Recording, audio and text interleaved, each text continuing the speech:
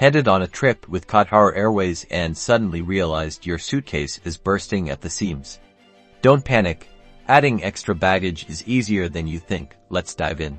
First, head over to the Qatar Airways website. Click on the Manage Booking tab. You'll usually find it at the top of the homepage, or sometimes in the menu. Enter your booking reference number, that's the 6-character code you received when you booked your flight, and your last name.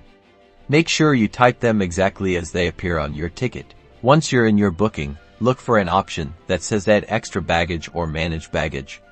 It might be under a section called Services or Extras. The exact wording can vary. You'll now see the extra baggage options available for your flight. These usually include different weight allowances and prices. Choose the one that best suits your needs. Select your preferred option and proceed to payment.